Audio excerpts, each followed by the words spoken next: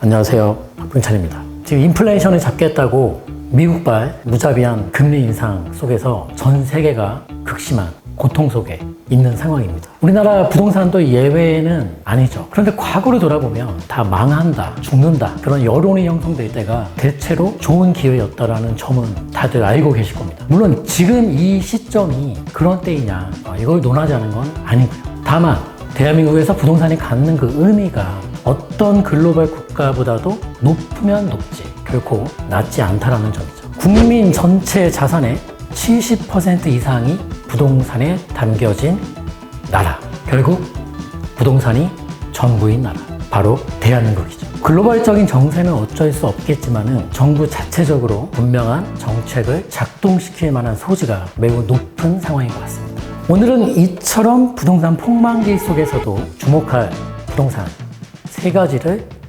소개해드리겠습니다. 물론 장기적인 관점이죠. 단기적인 급반등을 노리는 그런 개념이 아닌 길게 보았을 때 이 부동산들은 분명한 미래 가치가 있는데 이런 부동산을 한마디로 표현한다면 뭐 이렇게 표현할 수 있겠죠. 바로 결국에 오를 수밖에 없는 부동산. 그럼 시작해 보겠습니다.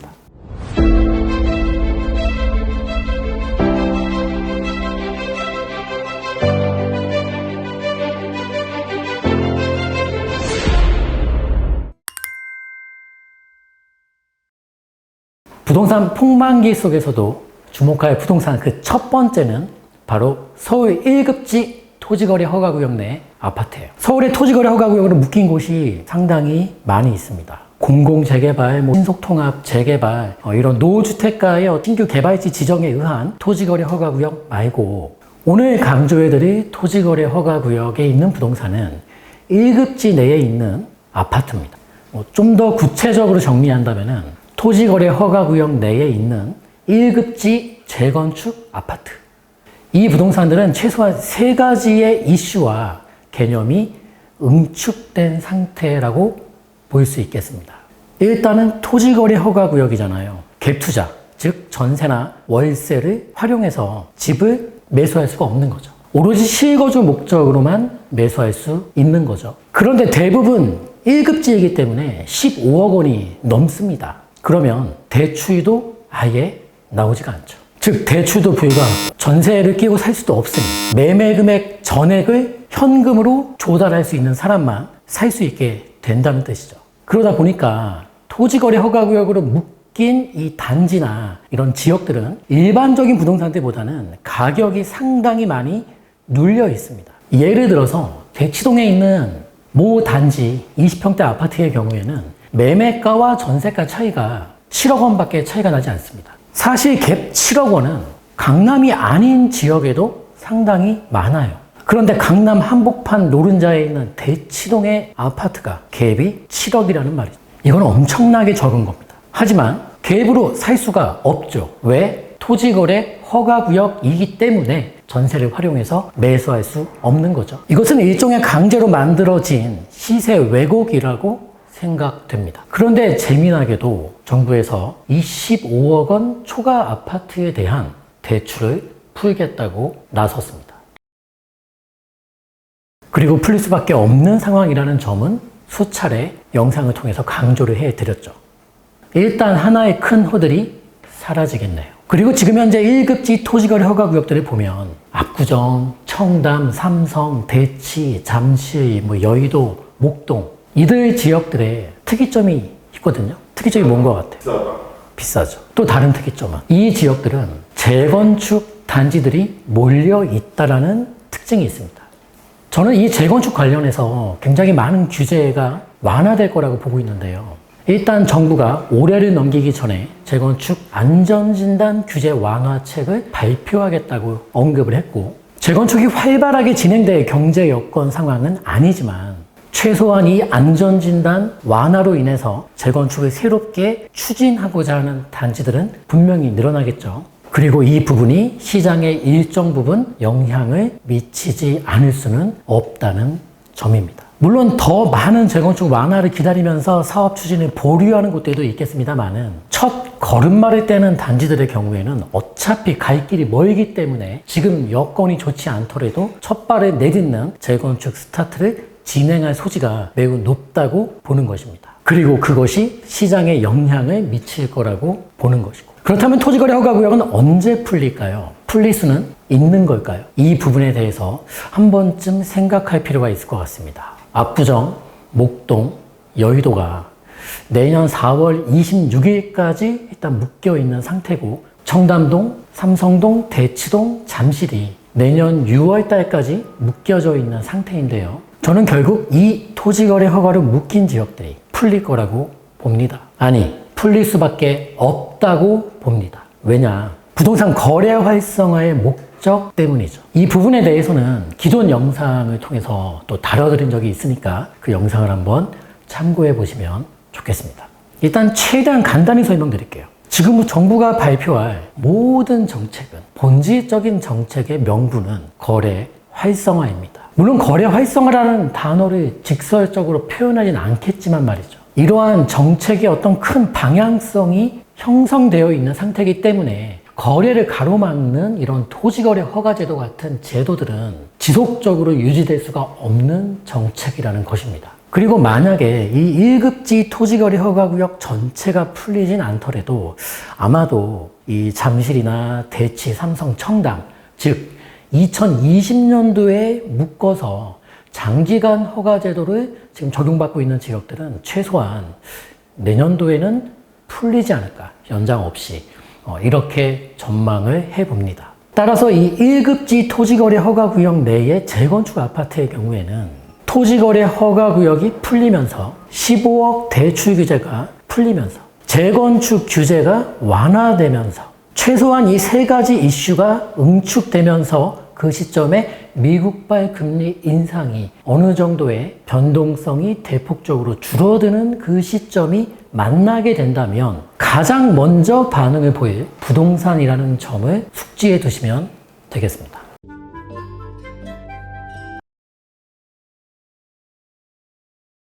자, 부동산 폭망기 속에서도 주목할 부동산 탑3 중에 그 두 번째는 바로 일기 신도시입니다. 최근 들어서 이 일기 신도시 5곳 지자체들과 그 GH라고 이제 노후 신도시 지원단이 있습니다. 이 일기 신도시 개발 방안에 대해서 어떻게 만들 것이냐 등등 여러 가지 논의와 이런 움직임이 있는 상태인데요. 이 일기 신도시 재건축은 대선 때 양쪽 정당 후보자분들의 일관된 공통된 공약이었죠. 그런데 이제 현 정부가 24년도까지는 어떤 기본 계획을 수립하겠다라고 했더니만 우리 지역 주민들이 들고 일어나지 않았습니까? 그렇게 오래 걸리냐? 기본 계획을 수립하는데. 그런데 사실 이것은 너무 모르는 그런 부분이 아닌가 싶어요. 지역 주민분들께서.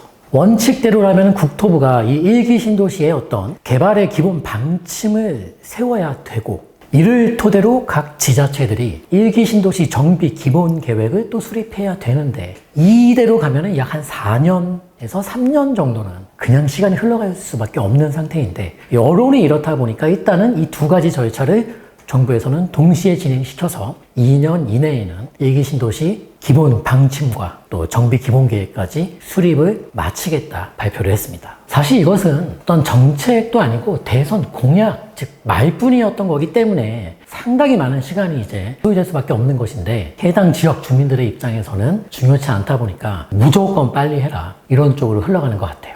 아무튼 2024년도까지는 총괄 마스터 플랜을 수립하고 또 이 5곳의 일기 신도시마다마다 선도지구를 지정하겠다 이렇게 발표를 했는데요. 저는 이 일기 신도시 선도지구가 매우 중요하다고 생각을 합니다. 이유는 크게 3가지 정도가 있어요. 첫째, 이 선도지구는 그 신도시에서 가장 대장급 단지, 입지적이든 규모적이든 가장 대장 단지가 선정될 소지가 높다라는 것이고, 두 번째는 이 선도지구는 아무튼 잘 진행이 되겠죠. 그런데 저는 사실 이 일기 신도시 어떤 재건축 사업이 후속 지구들, 선도지구 다음에 진행될 그런 지역들은 좀 많이 헤매지 않을까라는 우려를 갖고 있기 때문에 최소한 이 선도지구만큼은 절차의 어떤 그 리스크 없이 무난하게 진행될 수 있다라는 메리트가 있지 않나 싶어요. 그리고 세 번째는 이 두 번째와 연관되는 내용인데, 이 1기 신도시에서 재건축들이 이제 이주를 열심히 할 거 아니겠습니까, 나중에. 그러면은 그 이주 수요를 흡수하는 데 있어서 먼저 지어진 게 무조건 유리하지 않겠습니까? 그런 측면에서도 이 선도지구가 가장 유리한 조건을 점하는 게 아니냐. 네, 내년 2월경에 발의할 내용에는 이 선도지구의 어떤 지정 요건과 가이드라인을 잡겠다고 하니까요. 최소한 뭐 내년도 정도에는 각 신도시별 이 선도지구 발표가 있겠네요. 정부도 나서고 국회도 나서고 지자체도 나서고 지역 주민들까지 나서다 보니까 이 1기 신도시는 초반부에는 당연히 훈풍이 불 수밖에 없을 거라고 보여집니다. 다만 장기적으로 봤을 때 과연 이 1기 신도시의 재건축 사업이 해피엔딩으로 끝날 것인가 라고 묻는다면 저는 해피엔딩은 아닐 것 같다, 이 말씀을 드리고 싶어요. 왜냐하면 여러 가지 현실적인 문제가 상당히 많이 있기 때문입니다. 첫째는 용적률 완화의 부작용이라고 볼 수 있을 것 같아요. 지금 1기 신도시 전체 가구수 총합이 약 30만 가구 조금 안 되거든요. 자, 그런데 윤석열 대통령 후보자 공약 시절의 내용을 보면 용적률을 대폭 완화하고 재건축을 진행시켜서 약 10만 호 정도를 추가로 공급하겠다. 물론 당시에 이재명 대선 후보자도 마찬가지 거의 유사한 그런 공약을 내걸었었죠. 아무튼 용적률을 대폭 올린다. 무슨 일이 생길 것 같아요? 닭장 아파트 생기지 않나요? 아, 닭장 아파트. 그렇죠. 닭장 아파트 생길 수 있죠. 그 말이 이제 이거죠. 용적률을 크게 완화한다는 말의 뜻은 도시가 극도로 과밀화된다는 뜻이에요. 그리고 그것은 일종의 문제입니다. 사회적 문제. 해결책은 말은 쉬워요. 주거시설이 용적률 완화를 통해서 많아지는 것만큼 그 도시의 인프라, 기반 시설도 그와 비례해서 많아지면 되는 것이죠. 당장 인구가 늘면 가구 용적률 완화를 통해서 인구가 늘고 가구 수가 늘면 그 지역의 상가며 뭐 상업용 시설의 공급도 늘어야 될 것이고, 물론 마찬가지로 이 상업용 시설의 공급을 늘리기 위해서 1기 신도시의 용적률 완화는 공약에는 주거 아파트에 치중되어 있습니다만, 결국에 1기 신도시의 용적률 완화는 상권 지역인 상업 용지의 용적률 완화를 수반할 수밖에 없다고 저는 이제 보고 있기 때문에, 작년 말에 회사에선 모 1기 신도시 상업 용지에 이렇게 저희가 투자도 했거든요. 일종의 베팅을 한 거예요. 그 내용 알고 계세요? 얼마에 사셨죠? 우리가 한 80억대 매수를 했고, 최근에 매수 의향서가 날아왔어요. 얼마 더 준다고? 100억이 좀 넘거든요. 우와. 3, 40억 정도를 더 지불할 테니 매도할 생각이 있으면 진행하고 싶다. 안 팝니다. 그리고 이 단독주택가도 있어요. 1기 신도시에 보시면 그 단독주택가도 뭐 이렇게 규제가 심하고 용적률이 되게 낮은 상황인데, 저는 그 단독주택가조차도 뭐 용적률 완화에 편승할 수 있고, 또 어떤 규제 뭐 이런 것들 중에서 용도의 규제, 높이의 규제에서 완화될 수 있다. 그러니까 즉 1기 신도시의 규제 완화란 단순히 아파트 공급에만 치중될 수가 없다라는 점을 상식으로 잡고, 그리고 1기 신도시에 대해서 해피엔딩의 결말을 보지 않는 두 번째 이유는 바로 이주 문제 때문입니다. 이주 대란은 뭐 말 그대로 인구의 어떤 뭐 대이동, 뭐 이런 거죠. 올해 초에 올려드린 그 이주라는 영상이 있습니다.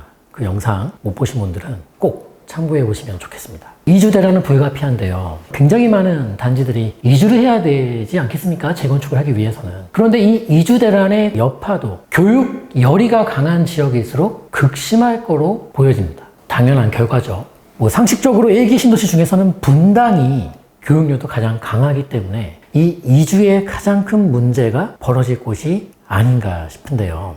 보통 이주가 나오면은 그 지역보다 상대적으로 가격이 낮은 지역, 뭐 인접 지역들 중에서 상대적인 가격이 낮은 지역으로 이제 많이 이동을 하시는데, 분당의 경우에는 그 역할과 기능을 할 수 있는 도시가 바로 용인이거든요. 그런데 용인의 교육 수준이 분당과 비슷하냐? 아니지 않습니까? 이 1기 신도시 재건축 사업에서는 이 이주에 대한 많은 논의와 해법들을 제시할 겁니다. 다만 현실적인 해법을 도출하기에는 사실상 답이 없다. 1기 신도시 얘기를 하고 있습니다만은 이 3기 신도시 개발을 할 때 1기 신도시의 이주를 좀 받아줄 수 있는 완충 역할과 기능을 이 3기 신도시 개발에 입히고 뭐 기획을 다 잡을 거라고 봐요. 하지만 그게 정녕 현실성 있겠는가를 놓고 본다면은 쉽지 않을 것이다. 그리고 1기 신도시들 중에서 아까 말씀드린 선도지구가 제일 먼저 진행될 거고 제일 먼저 이주할 거 아니겠습니까? 그 시점에 1기 신도시 선도지구의 이주를 통해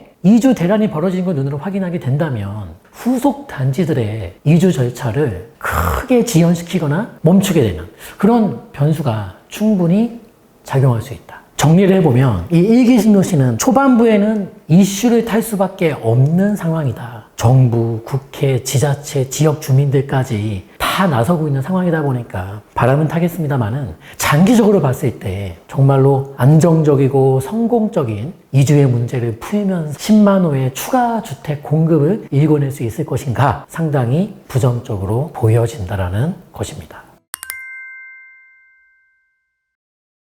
자, 부동산 폭망기 속에서 주목할 부동산 탑3 중에 이제 마지막 세 번째 부동산은 바로 서울 노후주택가 중에서도 아직 개발 계획이 수립되지 않은 지역의 빌라입니다. 신속통합 재개발은 이제 웬만한 분들이 다 알고 계시는 것 같은데요. 요즘은 서울시 오세훈 시장 하면은 이 신속통합이 연관 키워드로서는 가장 밀접한 그런 단어가 아닌가 싶어요.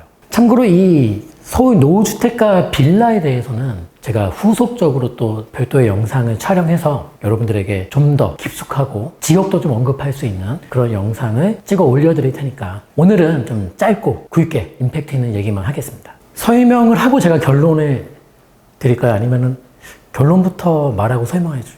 뭐가 나을까요? 결론부터 해주세요. 결론? 오케이, 결론부터 말씀드릴게요. 결론은 서울의 이 노후주택가는 개발 확정 지역과 개발 미확정 지역으로 이제 나뉘잖아요. 두 가지로 나뉘는데 지금까지는 많은 사람들이 이 개발 확정 지역에만 관심을 가져왔거든요. 실제로 이 개발 확정 지역들 프리미엄이 엄청나게 이제 올라왔고요. 그런데 지금부터는 이 개발 확정 지역의 프리미엄은 줄어들 것 같고 개발 미확정 지역들 중에서 신규 개발 편입 가능성을 띠는 지역들로 그 관심과 수요가 이동할 것 같다. 이게 제가 드리는 결론입니다. 먼저 이 내용을 우리가 이해를 해보려면 그동안 이 개발 확정 지역에 왜 그토록 많은 관심과 수요가 몰렸었는가부터 이해하셔야 됩니다. 왜 그랬죠?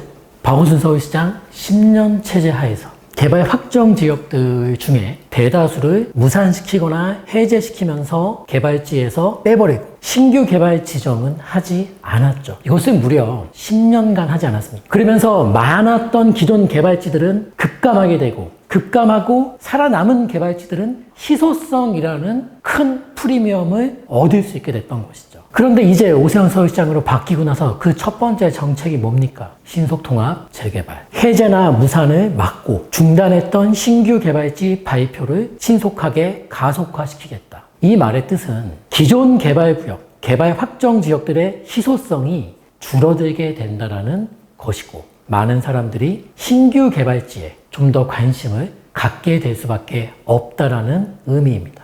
그리고 또 변수가 있어요. 예전에는 이 개발지 지정할 때는 서울시가 주민들에게 의견을 묻거나 하지 않고 알아서 정해서 통보하는 탑다운 방식이었다면 지금 신속통합은 주민들의 응모를 토대로 선정할지 말지를 정하는 역순, 반대의 입장으로 이 개발지들을 지정하겠다고 했는데요. 동의서만 걷어도 오르는 일들이 벌어지고 있습니다. 응모를 해서 확정 지역이 되면 당연히 그건 많이 오르는 것이고 응모를 하는 행위만으로도 오르고 확정되지 못하고 응모는 했지만 탈락하더라도 오른 시세에서 크게 내려가지 않는 것이죠. 왜 크게 내리지 않죠? 내년에 다시 도전해 보라는, 그러면 언젠가 도전하다 보면은 재개발로 지정될 수 있을 거라는 확신을 서울시가 지역 주민들에게 주고 있기 때문입니다. 이건 동의서를 걷는 지역들의 입장으로 본다면은 정말 말 그대로 믿져야 본전이다. 이렇게 해석할 수 있는 것이죠. 이 현상을 고급스럽게 표현한다면은 이것은 정책 특수가 만들어낸 일종의 수요 자극 현상이다. 이렇게 얘기할 수도 있겠고, 거두면 오른다. 이렇게. 지금 노후 지역들 현장을 다니다 보면은 이 동의서를 걷고 있는 곳이 굉장히 많아요. 인터넷에 다 나오지 않을 정도로 많습니다. 자, 상황이 이러한데 여기서 서울시가 또 하나의 큰 불을 지표입니다. 바로 모아타운. 모아타운이 뭐죠? 신속통합의 동생. 신속통합보다 좀 작은 사이즈로 개발하는 사업 방식이죠. 본질은 같아요. 노후주택가 철거하고 아파트 짓는 사업은 같죠. 그런데 신속통합 지정 요건 중에서 노후도는 3분의 2, 노후도 3분의 2란 나머지 3분의 1은 어제 지은 거든 새 건물이든 상관하지 않는다는 것이죠. 그런데 모아타운 노후도는 2분의 1입니다. 노후도 2분의 1은 서울 전역에 널리고 널려 있습니다. 그리고 사실 육안으로 본다면 여기가 정말 낡은 곳이 맞나? 개발이 필요한 곳이 맞나 싶을 정도의 노후도가 2분의 1입니다. 모아타운을 통해서는 한 동 낡고 한 동 깨끗하고 퐁당퐁당 가도 그 지역 다 허물고 아파트를 올릴 수 있게 된다는 의미죠. 이제 서울의 전역에 있는 노후주택가들이 개발 사정권에 들어간다는 뜻입니다. 재개발 관련해서 빌라가 크게 두 타이밍 크게 오르거든요. 하나는 발표 시점, 또 하나는 관리 처분이 인가라는 행정 절차의 마지막 시점. 이렇게 크게 두 타임을 오르는데 이렇게 앞부분에 즉 개발 발표 확정 시점에서 크게 오르기 바로 전 단계가 응모라는 절차를 갖고 있기 때문에 그 응모에 응할 수 있는 아직 미개척 지역, 미개발 확정 지역에 많은 수요와 관심이 몰릴 수밖에 없게 되는 것이죠. 이와 관련해서 주목할 지역이나 어떤 이슈, 테마에 대해서는 별도 영상으로 여러분들에게 설명을 드리겠습니다. 자, 이렇게 부동산 폭망기 속에서도 주목할 부동산 탑3에 대해서 알아봤는데요. 오늘 소개해드린 부동산 외에도 사실 소위 2급지 신축이나 준신축, 최근에 급매 거래가 많이 나오고 있는 그런 단지들도 있는데 일단은 탑3에는 집어넣진 않았습니다. 그와 관련해서도 별도 영상 좀 촬영해서 주목할 만한 2급지 신축 단지들도 좀 설명드릴 수 있도록 할게요. 시장 상황이 심리적으로 이제 최악의 상황을 향해서 치닫고 있어요. 하고 싶은 말이 너무나도 많은데 딱 두 가지는 꼭 제가 말씀을 드리겠습니다. 첫째, 본질에 집중하십시오. 본질은 시류에 따라서 바뀌는 게 아니잖아요. 그런 미래성이 있는, 본질적인 미래성이 있는 부동산을 그 부동산이 급매물이 확실히 맞고 내가 자금 여력이 된다면 자신의 자산 포트에 담아도 됩니다. 두 번째는 이 값진 경험을 완성하자입니다. 지금 평생 무주택으로 살다가 단기 고점 나오기 직전에 집을 사서 정말 밤에 잠도 못 주무시고 끙끙 싸매고 알아두은 분도 계실 것이고, 그리고 반면에 평생 무주택으로 살다가 집을 한번 사볼까 했는데 또 평소처럼 주저주저하고 망설이다가 아무튼 못 사게 돼서 지금 내가 정말 잘했구나, 정말 다행이구나 라고 느끼실 두 부류로 저는 나뉘어진다 보고 있는데요. 지금 당장의 승리자는 매수를 하지 않은 분이 이겼구나 라고 생각할 수도 있겠습니다만은 결국 최종의 승자는 이 힘들고 어려운, 제 표현은 값짐인데요. 이 값진 경험을 몸으로 부딪히고 몸소 뚫어보고 해결해본 그 경험을 지니고 계신 분이 최종적으로는 승자가 될 것이라고 저는 믿습니다. 지금의 저를 돌아본다면 2008년도 서프라임 당시 31살 시절의 박병찬, 지금보다 훨씬 더 힘든 그 글로벌 경제 폭망 속에서 어찌됐든 살아남았고 헤쳐나갔고 했던 그 경험들은 저한테는 값진 경험이 맞아요. 구독자 여러분, 모두 힘내시고 지금의 이 값진 경험을 완벽하게 완성해 나가시면 좋겠습니다. 구독과 좋아요는 힘이 됩니다.